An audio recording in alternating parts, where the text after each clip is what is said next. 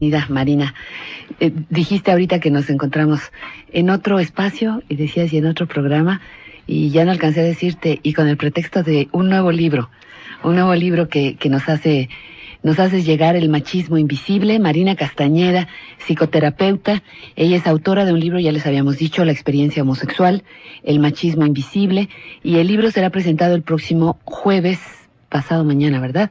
30 de mayo a las 7:30 en la Casa LAM. Pero, Marina, bienvenida. Muchísimas gracias. Muchas gracias. Con nosotros. ¿Por qué ahora, por qué en este momento un libro sobre el machismo?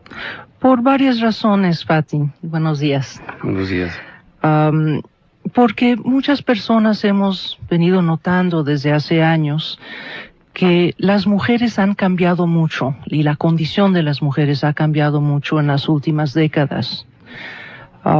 Las mujeres están cada vez mejor preparadas, están participando más en el mercado laboral, controlan su propia reproducción, etcétera. Pero muchas personas hemos notado que los hombres no han cambiado al mismo ritmo y que de alguna manera se han quedado rezagados. Esto es algo que escuchamos mucho en la consulta, en fin, en la charla, que los hombres les falta alcanzar a las mujeres en muchas áreas. Por una parte. Por otra parte, desde que se dio el cambio de régimen aquí en México, nos hemos dado cuenta que la transición democrática requerirá cambios sociales y culturales muy importantes. Por ejemplo, si nosotros queremos alcanzar o cultivar la responsabilidad personal, la conciencia cívica, si queremos cultivar la aceptación del debate y la crítica, la rendición de cuentas, que son todos pilares de la democracia, entonces tenemos que cambiar, porque el machismo impide todas estas cosas. El machismo impide la responsabilidad personal y cívica, impide la aceptación de la crítica. ¿Cómo se manifiesta esto, Marina? No comprendo. ¿Cómo se manifiesta? ¿Cómo el machismo puede permear todas estas áreas? Es muy interesante ver cómo nuestros personajes públicos en muchas ocasiones tienen conductas propiamente machistas. Por ejemplo, al rechazar cuestionamientos o críticas, al despreciar a los opositores, a los que no estén de acuerdo, a sentirse con derecho a tener siempre la razón y a imponer su voluntad, no más porque yo lo digo, ¿no? Y por otra parte, los hombres están muy acostumbrados a que se les escuche, que se les tome en cuenta, que se les tenga una consideración muy especial. Y todo esto dificulta el debate democrático, porque entonces no hay diálogo. Si yo siempre tengo la razón, y debo tener la razón, y merezco tener la razón, pues ¿por qué voy a preocuparme por escuchar los demás puntos de vista? De toda esa gente que yo considero inferior, o que sus opiniones no me interesan. Entonces yo creo que sí vemos en nuestras costumbres políticas muchas huellas del machismo. Por supuesto, no estoy hablando del machismo visible, del machismo evidente, flagrante, que suele traducirse en actos físicos. No estoy hablando de eso.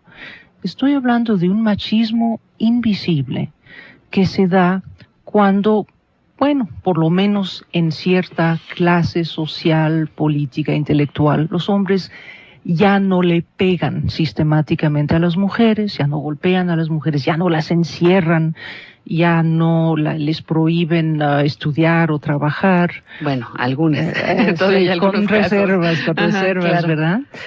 Pero estoy hablando más bien de ese machismo invisible que es de orden psicológico, mucho más sutil, que está inscrito en nuestros patrones de comunicación, de relación. Y esto es lo que hoy urge cambiar. Yo estoy convencida que no tendremos en México una transición democrática mientras persista el machismo. Y este machismo que leíamos hace unos minutos nos incluye a nosotras, las mujeres también. Por supuesto. Ahora regresamos. Marina Castañeda, en vivo en nuestro programa. Estamos...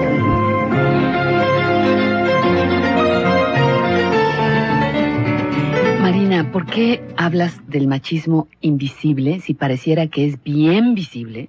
Pareciera. ¿Y por qué mencionas en una parte del libro, está en la contraportada? O sea, cualquiera que vea este texto en la contraportada, lo compra. En una sociedad machista, todo el mundo es machista, incluyendo a las mujeres. Por supuesto. A ver, ¿qué papel jugamos las mujeres en este machismo? Bueno, si quieres, empezamos por qué invisible. Por donde quieras. Vamos a agarrar desde ahí. ¿Por qué invisible? Bueno, en primer lugar, por lo que decíamos hace un momento acerca de un machismo más psicológico, más sutil que el flagrante, evidente, clásico, tradicional, donde los hombres le pegan a las mujeres, etcétera, ¿no? Por otra parte, el machismo es invisible porque está muy arraigado en las costumbres, y entonces eso hace que nadie lo cuestione. Por ejemplo, en nuestra sociedad, los hombres están acostumbrados prácticamente desde su nacimiento a ser atendidos por mujeres. Los acostumbra la misma mamá. Por supuesto. Entonces, desde que nacen, son atendidos por la mamá, la nana si la hay, la sirvienta si la hay, las hermanas, y luego tías. Cuando crecen, bueno, las tías, la abuela, etcétera. Y luego cuando crecen un poquito, ya los toman en mano las novias, la esposa, sí. Luego las hijas, y las sirvientas ahí siguen, si es que las hay. Y entonces los hombres están acostumbrados a que sus deseos se cumplan de inmediato, como por arte de magia. Un hombre dice, por ejemplo, ¿qué calor hace aquí? Y puedes estar segura que de inmediato habrá una mujer que va a brincar a ofrecerle una limonada. O es abrirle las ventanas, abrirle la ventana, preguntarle, ¿no? Preocuparse, ¿qué le pasa, no? ¿Cómo te pongo más cómodo para que te sientas bien? ¿No? Ajá. Ahora, todo esto, ha de ser maravilloso, no sé. Todo esto ha de ser maravilloso, pero lo importante es notar que es muy diferente que del trato que se le da a las mujeres. Las niñas no son atendidas, son cuidadas. Se le puede decir a un niño que cuide a su hermana. Nunca se le va a decir que la atienda. Ay, nunca se me había ocurrido. Pero es una diferencia. Es una diferencia increíble. Eso es muy fuerte. Sí. Mientras que a las niñas se les dice, atiende a tu hermano. Y nunca se les va a decir, cuida a tu hermano. A menos que sea un bebé, ¿no? Entonces, a las niñas se les cuida, sí es cierto. Claro, como pequeños seres indefensos que son, ¿no? Pero no se les mima de la misma manera, ¿no? Entonces, vemos un trato diferencial, una diferencia muy importante desde muy temprano. Y todo el mundo está tan acostumbrado a ello que ya no lo cuestionamos. Entonces, por eso también el machismo invisible. Luego, el machismo es invisible porque se considera natural por toda una serie de ideas pseudocientíficas que tenemos acerca de la naturaleza, entre comillas, intrínseca de hombres y mujeres.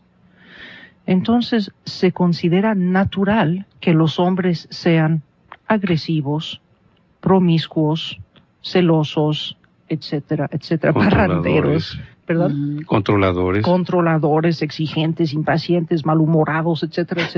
Todo esto se considera natural, mientras que se considera natural que las mujeres sean maternales, tiernas, sentimentales, todos esos clichés que tenemos acerca de la naturaleza masculina y femenina, y todo esto es totalmente falso, por supuesto. Persisten estos clichés, Marina, a pesar de los movimientos fuertísimos, femeninos y feministas. Ese es precisamente el problema, y por eso el machismo invisible, porque estos clichés subsisten, siguen muy, muy vigentes. Por ejemplo, y aún en las mujeres. Sí. ¿Por qué consideramos de antemano que los hombres sean incapaces de cuidar a un bebé? Es ridículo. tú los invalidas, no sabes. Por supuesto, nosotros sabes, las mujeres los estamos invalidando y declarándolos incompetentes en tantas áreas de la vida. Incompetentes o exentos de responsabilidad. Las dos cosas van juntas, ¿no? Los hombres son incapaces de cuidar a los niños, no saben cómo, no saben comunicarse, no saben hablar, no saben escuchar. Bueno, ¿qué es todo esto? Es ridículo. Por supuesto que los hombres saben hablar y escuchar y cuidar a bebés, ¿cómo no? Y lo sabemos porque en otros países, por ejemplo en Europa y en Estados Unidos, hay cada vez más padres solteros. Como sabemos que las tasas de divorcio están en constante aumento, hay cada vez más padres que buscan activamente la custodia de sus hijos. No es que les caigan los hijos porque la mamá abandonó a sus hijos, no, ellos buscan. Y en Estados Unidos hay un gran número, varios cientos de miles de hombres que están criando solos a sus hijos por decisión propia, por iniciativa propia. Y los estudios que ha habido sobre todo esto nos muestra que son igualmente capaces que las mujeres de cambiarle los pañales al bebé, de llevarlo al pediatra, de ocuparse de su alimentación y llevarlo a la escuela, ir a las reuniones de padres, etcétera, etcétera. Por supuesto que sí. Entonces ya es hora de estar invalidando a los hombres, de declararlos incapaces de todas las cosas que tengan que ver con la relación humana, ¿no? Y también, por supuesto, de dejar de declarar incompetentes a las mujeres, que tampoco tiene ningún sustento en la realidad al decir que las mujeres son incapaces de cambiar un fusible. Es ridículo. O una llanta. Son estereotipos. Y hay más razones para el porqué invisible. Pero vamos a ir a corte comercial, Marina, pero entonces el machismo a raíz de los movimientos feministas y femeninos de las mujeres se camuflajea, se transforma, se mimetiza de acuerdo a los colores del momento, pero no desaparece. Exactamente. Pues puede haber un regreso vengador, ¿eh? Qué susto, mejor vamos a comerciales.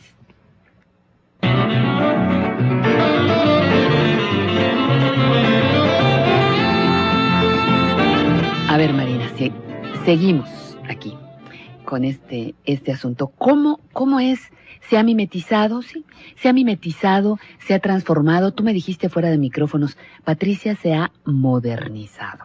Sí, ese es el gran problema y por eso también podemos decir que se trata de un machismo invisible, porque se ha adaptado a las nuevas formas, se ha adaptado aparentemente al hecho de que las mujeres trabajen, estudien, etcétera. Pero en las costumbres de la vida cotidiana sigue permeando todas las relaciones íntimas de pareja, de familia, todas las relaciones sociales.